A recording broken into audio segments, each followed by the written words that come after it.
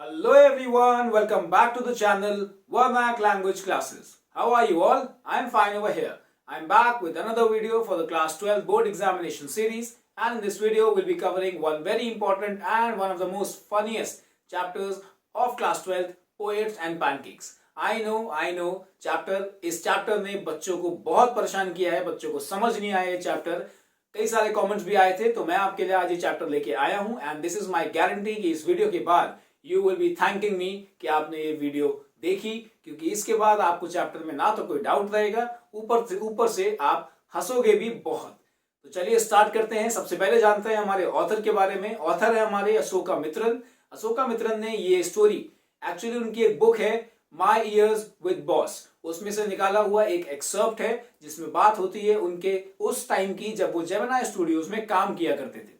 Gemini studios एक ऐसा studio जो एस वसंत ने फाउंड किया था, और ये स्टूडियो उस टाइम पे जो हमारी मूवी की जो एक सेक्टर था हमारे कंट्री में, जो बहुत ही फ्रैजाइल, बहुत ही अनप्रेडिक्टेबल था, लेकिन एस वसंत ने बहुत ही बढ़िया कॉन्सेप्ट से इसको हम कह सकते हैं कि इसको एस्टैब्लिश किया था, और जेमिनी स्टूडियोज ने काफी बढ़िया बढ़िया रोल्स प्ले किए हैं उस टाइम पीरियड में। तो जानते हैं सबसे पहले हमारे चैप्टर की स्टार्टिंग के बारे में। चैप्टर की स्टार्टिंग होती है जब हमें पता चलता है कि ये पैनकेक्स का मसला क्या है। पैनकेक का मसला ये था कि भाई एक तो होते हैं खाने वाले, लेकिन यहाँ पे जो पैनकेक्स थे वो थे लगाने वाले। अब पैनकेक्स एक ब्रांड का नाम था जो बनाती थी मेकअप मटेरियल, और जैसे आप बर्थडे पे लोगों को ट्रक भर भर के विशेस देते हो, उसी तरह जेमिनी स्टूडियोज में ये मेकअप ट्रक भर भर के आया करता था। आने के बाद में ये मेकअप इतना लगाया जाता था लोगों के कि एक अच्छा खासा, अच्छा बढ़िया दिखने वाला इंसान भी एक भूत बन जाता था। It used to turn decent looking people into hideous monsters. मतलब कि एक बढ़िया इंसान अंदर आया जेमिनी स्टूडियोज में, उसके ऊपर पैनकेक के लेयर्स लगाए गए, और फिर आपको दिन में चलता फिरता जीता जागता कॉन्ज्योरिंग का एक पूरा मजा देखने को मिल जाता। तो ये तो हो गया हमारा पैनकेक की बात। अब पैनकेक के बारे में कहा गया है कि शायद से कोई भी ऐसी बड़ी एक्ट्रेस नहीं रही होगी जिसने पैनकेक मेकअप का यूज ना किया हो, क्योंकि उस टाइम पे बड़ा ही प्रोमिनेंट था ये, बड़ा इसके जलवे थे, अपने मार्केट में बहुत दबदबा था इसका। और रही बात हमारे जेमिनी स्टूडियोज के मेकअप डिपार्टमेंट की, तो वहां पे तो ये बहुत बढ़िया से यूज हुआ करता था। अब बात करते हैं कि मेकअप डिपार्टमेंट क्या था। मेकअप डिपार्टमेंट हमारी एक बिल्डिंग की टॉप फ्लोर पे था, वो बिल्डिंग जिसके नीचे के फ्लोर्स पे रॉबर्ट क्लीव के स्टेबल्स बने हुए थे। स्टेबल्स का मतलब जो हस्तबल होते हैं। अब रॉबर्ट क्लीव कौन थे आप पूछोगे? रॉबर्ट क्लीव थे हमारे एक सोल्जर, जो फेमस इसलिए थे क्योंकि उन्होंने एक माइनर लड़की से शादी कर ली। सोसाइटी के लिए तो ये बहुत बड़ी बात हो गई। उन्होंने बोला कि अरे, एक आदमी ने एक माइनर लड़की से शादी कर ली, ये कैसे पॉसिबल है? लेकिन ऐसा पॉसिबल था, इसीलिए रॉबर्ट क्लीव फेमस थे। खैर, मेकअप स्टूडियो की बात करें अगर, तो दिखने में तो वो लगता था एक नाई की दुकान जैसा, हेयर कटिंग सैलून जैसा, और बड़े बड़े शीशे, उसके साइड में बड़ी बड़ी लाइट्स, वही वाली लाइट्स जो याद करो कि जब आप शादी में हो और आपने पहला बाइट जैसे ही खाने के लिए अपने मुंह के पास लेके आए, पनीर भरा हुआ है उसमें, और तभी कैमरामैन आया अपनी बड़ी सी हैलोजन लाइट लेके और आपके चेहरे पे पूरा फोकस डाल दिया, और आपको उस टाइम फील आती है एकदम सेलिब्रिटी वाली। वैसी ही कुछ लाइट्स थी यहाँ पे। इतनी तेज उनकी हीट हुआ करती थी कि जो बेचारा मेकअप करने वाला और मेकअप करवाने वाला दोनों पसीने से तरबतर हो जाया करते थे। लेकिन मजबूरी थी उस टाइम पे ये मेकअप को यूज करने की, क्योंकि जो सेटअप था और जो लाइट्स थी, उनको ये रिक्वायरमेंट थी कि सामने जो भी आएगा कैमरे के, उसके चेहरे का एक एक पोर बिल्कुल बंद होना चाहिए, तभी अच्छे से रिकॉर्डिंग हो पाएगी। उस टाइम पे यशराज चोपड़ा जैसा बड़ा बजट तो था नहीं इन लोगों का, जो ये स्विट्जरलैंड जाके वादियों में ऐसे हाथ फैला के बढ़िया से वीडियो रिकॉर्ड करें, इसीलिए इनको ये सब करना पड़ता था। मेकअप स्टूडियो की अगर हम बात करें तो पूरा डिपार्टमेंट नेशनल इंटीग्रेशन का बहुत बड़ा एग्जाम्पल था। उस टाइम पे इंडिया में बंटवारा हुआ था, इंडिपेंडेंस के बाद की बात है। इंडिया में तो बंटवारा हो गया, लेकिन इंडिया का पूरा जो यूनिटी थी वो हमारे जेमिनी स्टूडियोज में देखने को मिलती थी। जेमिनी स्टूडियोज का मेकअप डिपार्टमेंट शुरुआत में एक बंगाली ने हेड किया, लेकिन जब वो सक्सेस उसको मिल गई तो उसको अपने बंगाल के रसगुल्ला याद आ गए। वो निकल लिया बंगाल। उसने बोला कि भाई मुझे ये सब काम नहीं करना है, प्लीज मैं जा रहा हूं अपना कुछ और काम करने, तुम लोग अपना संभाल लो। बंगाली के बाद में आया एक महाराष्ट्रियन। अब महाराष्ट्रियन आया तो उसको असिस्ट करने के लिए एक आदमी कन्नड़ से, जो कन्नड़ का था, वहां से आया। ऐसे ही हमें और भी बहुत से लोग देखने को मिले, जैसे कि एंग्लो बर्मीज, तमिल्स, वहां के लोकल जो थे, हमें क्रिश्चियंस देखने को मिले। मतलब कि पूरे इंडिया से अलग अलग लोग उठा लो और उनको लाके एक जगह पे रख दो तो हमारा तैयार हो गया जेमिनी स्टूडियोज का मेकअप डिपार्टमेंट। अब मेकअप डिपार्टमेंट में एक हायरार्की चलती थी। हायरार्की मतलब कि भाई ये पर्टिकुलर इंसान इनके मेकअप करेगा, ये वाला इनके मेकअप करेगा और ये वाला इनके मेकअप करेगा।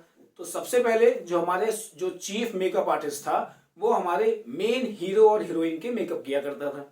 उसके बाद में जो उसका सीनियर असिस्टेंट था वो हमारे सेकंड हीरो और सेकंड हीरोइन का मेकअप किया करता था।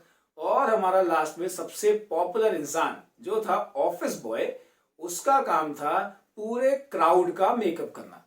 पहले जान लो कि ऑफिस बॉय कौन था। नाम से ऑफिस बॉय है पर एक्चुअली में था 40 साल का आदमी, अ 40-year-old मैन।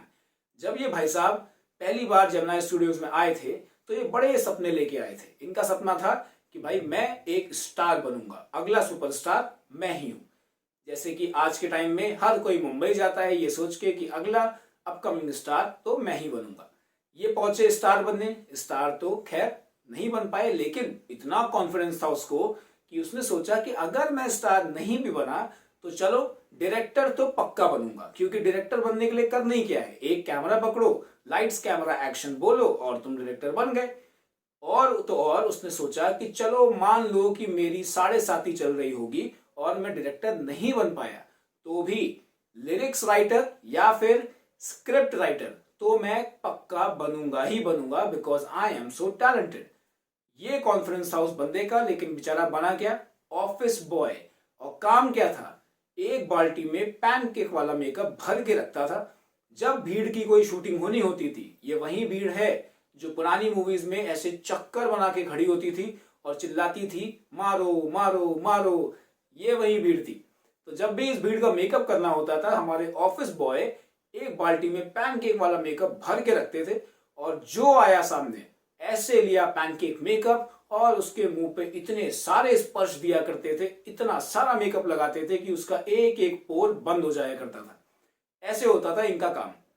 अब हमारे जो अशोका मित्रन है बेचारे सीधे साधे, उनका क्या सीन था वो समझ लो। वो थे एक ऑफिस बॉय, वो भी थे, वो एक क्यूबिकल में बैठ के काम किया करते थे। उनका काम क्या था, पेपर कटिंग्स को एक फाइल में रखना।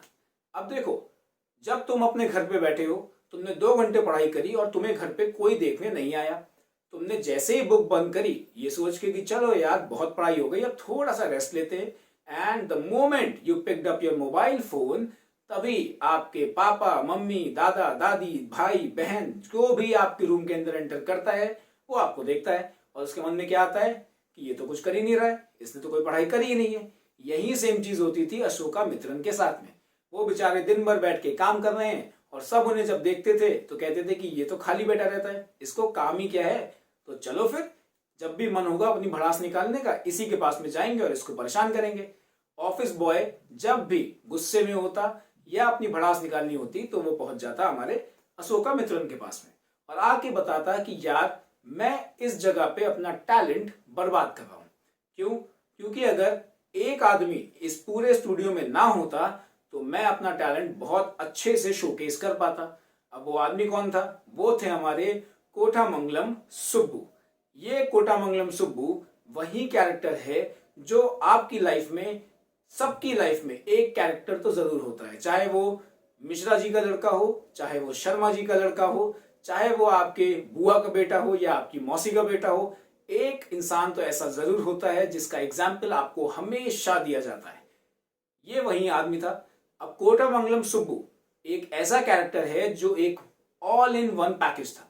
सारी टैलेंट्स, सारी खूबियां इस एक आदमी के अंदर आपको मिल जाएंगी। ऑल्दो ये आया तो था स्टोरी डिपार्टमेंट में काम करने, पर मूवी के लिए जैसे मानो भगवान ने साक्षात इन्हें बना के भेजा था कि भाई सुब्बू नीचे जाके सिर्फ और सिर्फ मूवीज में काम करेगा। अब ऐसा क्यों कहते हैं? क्योंकि जब डायरेक्टर एक अजीबोगरीब सीन के साथ में आया करता था और लोगों से कहता था कि चलो इस पे कुछ सीन करके दिखाओ, तो लोग चक्कर में पड़ जाते कि हम इसमें क्या करें।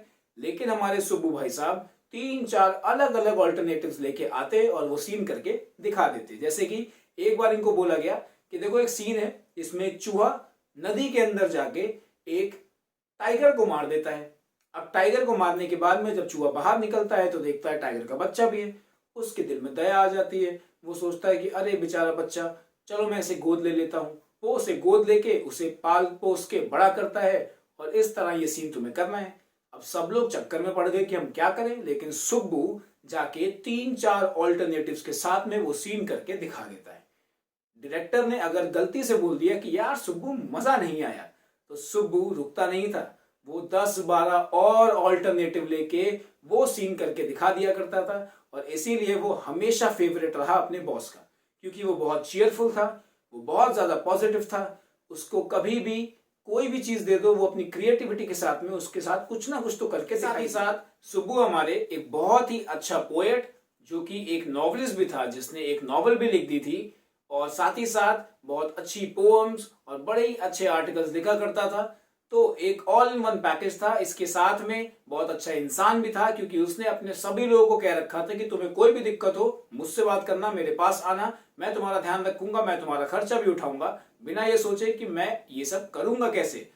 सो वी कैन से कि Kotamangalam Subbu was a great man, all in one package. और इसीलिए वो बॉस के हमेशा बहुत क्लोज रहा, और शायद इसीलिए लोग उससे जलते भी थे, क्योंकि कोई नहीं चाहता कि एक आदमी बॉस का हमेशा फेवरेट बन के रहे।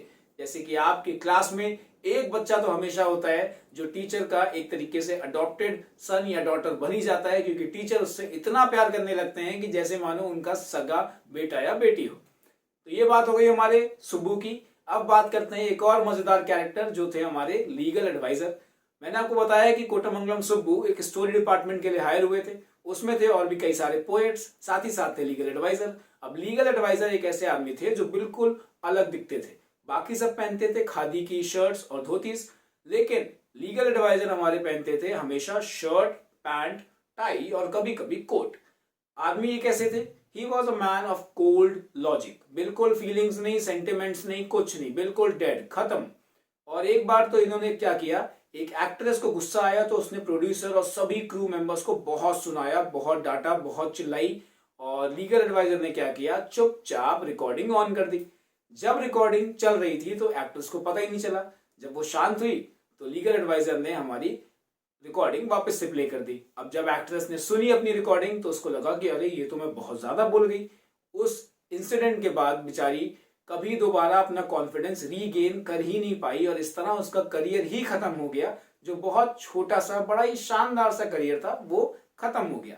इसीलिए कहते हैं शायद से कि भाई वकील से पंगा मत लो, अगर अपनी पे आ गया तो नौकरी लेके ही मानेगा। लेकिन लीगल एडवाइजर की ये चांदनी और चमक बहुत टाइम तक नहीं चली। एक फिल्म प्रोड्यूस करी उन्होंने जो बिल्कुल पिट गई, बुरी तरह से पिटी, उसको इतना कोई भी प्यार नहीं मिला लोगों का। And after that story department बंद कर दिया गया।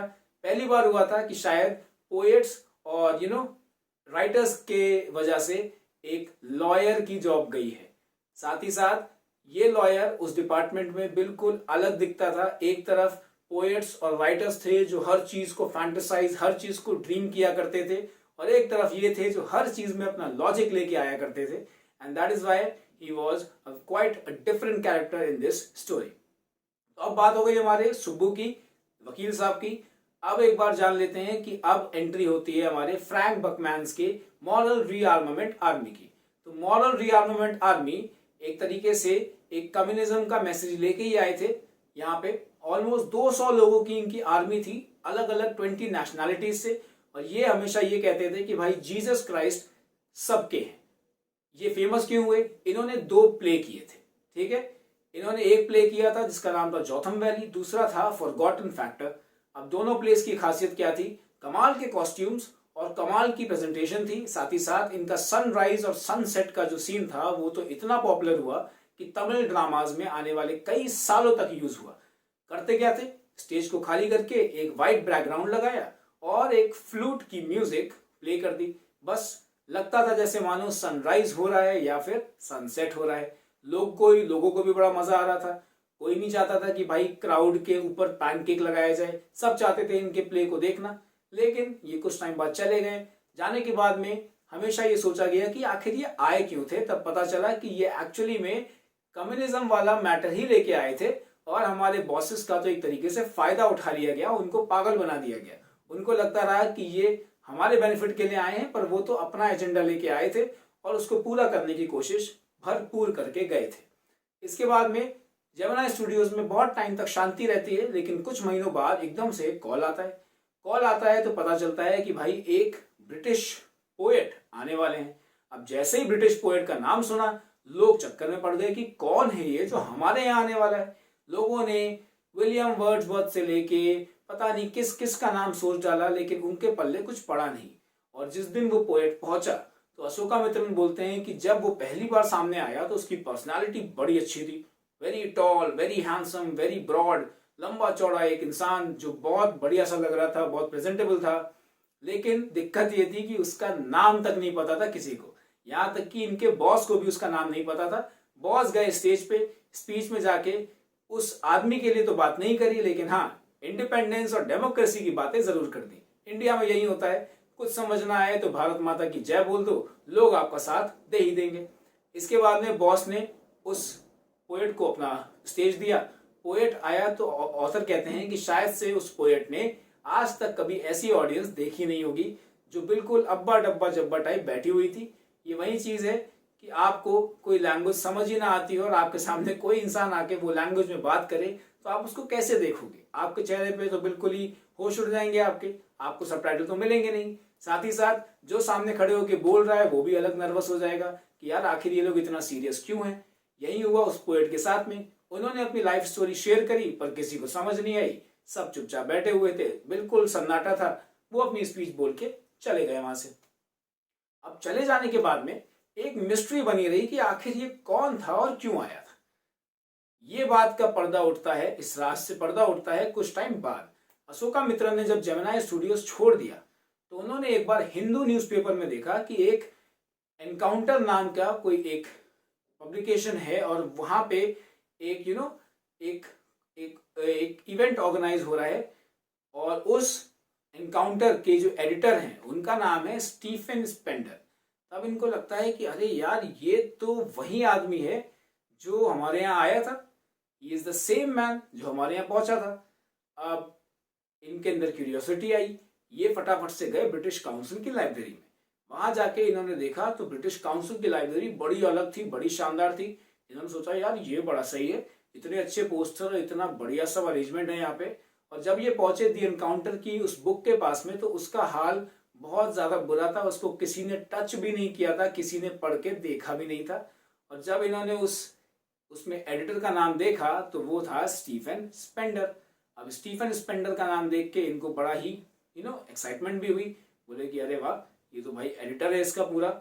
और वहां से जब ये निकले तो रोड पे ये जा रहे थे मद्रास में और इनको साइड में एक बुक स्टॉल दिखता है जहां पे पेपर बैक एडिशंस मिल रहे थे स्टूडेंट्स के लिए। 50 पैसे की एक बुक मिल रही थी, बहुत सस्ती, क्योंकि उस टाइम पे रशियन रेवोल्यूशन की 50th एनिवर्सरी सेलिब्रेट की जा रही थी।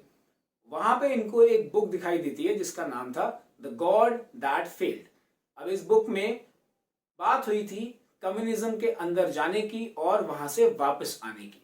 और इसमें 7 फेमस लोगों ने 1 ऐसे लिखा हुआ था और उन 7 लोगों में से एक था स्टीफन स्पेंडर।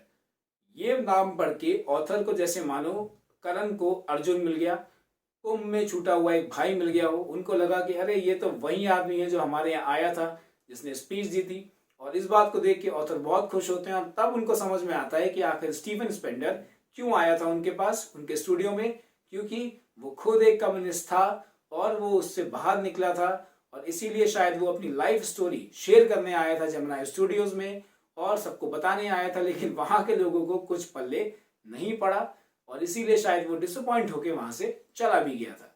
तो वो ये बात सोचते हैं और सोचते हैं कि हमारे बॉसेस को तो कुछ आइडिया था नहीं कि ये कौन था, बट ये तो बहुत बड़ा पोएट है, इसने तो इतने बड़े बुक में अपना एक ऐसे लिखा है, so he must be a great poet.